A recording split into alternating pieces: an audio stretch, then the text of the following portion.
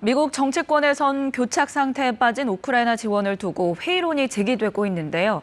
젤렌스키 우크라이나 대통령은 미국의 지속적인 지원을 확신한다고 밝혔습니다. 이런 가운데 러시아의 공격으로 민간인 수십 명이 숨졌다고 우크라이나 당국이 주장했습니다. 베를린 김기수 특파원입니다.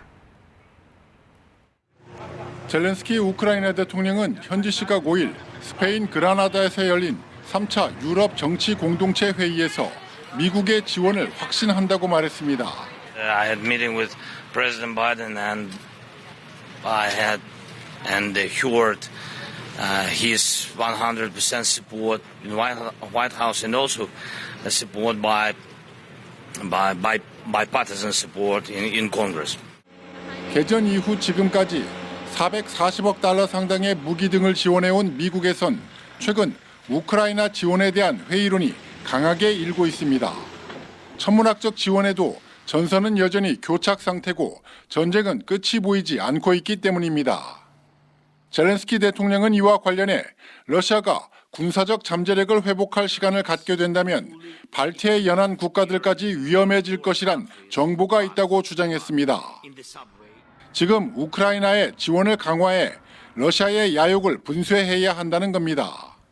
유럽연합 측도 미국의 지원을 확신한다며 단지 시기의 문제일 뿐이라고 말했습니다. Well, certainly Europe cannot replace the US. Europe is increasing its support. 이런 가운데 우크라이나 동북부에서 민간인 수십 명이 러시아의 공격에 숨진 것으로 전해졌습니다. 우크라이나 당국은 최전선인 쿠피안스크 인근에서 카페와 상점 등이 공격당해 50명이 넘는 사망자가 발생했다고 주장했습니다. 한편 독일은 방공 시스템인 패트리엇을 우크라이나에 추가 지원하기로 했습니다. 독일은 다만 우크라이나가 요청한 장거리 순항 미사일 타우루스는 아직 지원을 고려하지 않고 있는 것으로 전해졌습니다. 베를린에서 KBS 뉴스 김규수입니다. 푸틴 러시아 대통령이 신형 핵 추진 순항 미사일의 최종 시험에 성공했다며 핵 억지력을 과시했습니다. 그러면서 핵실험을 재개해야 한다는 요구가 나오는 것에 대해 이론적으로 가능하다며 핵실험 재개 가능성을 언급했습니다. 모스크바 조빈나 특파원입니다. 2018년 푸틴 러시아 대통령이 무제한 사거리를 가진 차세대 전략무기라고 소개한 브레베스트니크. 핵추진 대륙간 순항 미사일로 탐지가 어려운 저고도로 장시간 비행하다 불시에 공격할 수 있어 전쟁의 승패를 가를 게임 체인저로 평가받습니다. 푸틴 대통령은 이 미사일의 최종 시험에 성공했다고 밝혔습니다. 또 핵실험을 재개하라는 일각의 요청도 알고 있다며 이론적으론 핵실험 금지 조약에 대한 비준을 철회할 수 있다고도 말했습니다. 미국이 이 조약에 서명은 하고 비준하지 않은 것과 똑같이 행동하는 게 가능하다고도 덧붙였습니다.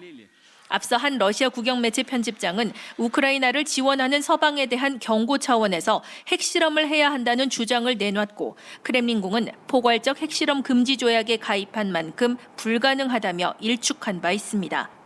В принципе, зеркально повести себя с теми же Соединенными Штатами можно. Но это вопрос депутатов Государственной Думы. Теоретически можно отозвать эту ратификацию. 한편 푸틴 대통령은 바그너 용병 수천 명이 특별 군사작전에 투입될 예정이라고 밝혔습니다. 이들은 러시아 국방부와 계약을 맺고 국방부의 지휘를 받습니다. 지난 8월 발생한 바그너 그룹 전용기 추락 사고와 관련해선 내부에서 터진 수류탄이 원인일 가능성을 시사했습니다. В телах погибших при авиакатастрофе обнаружены фрагменты ручных гранат. Внешнего воздействия на самолет не было. Это уже установленный факт.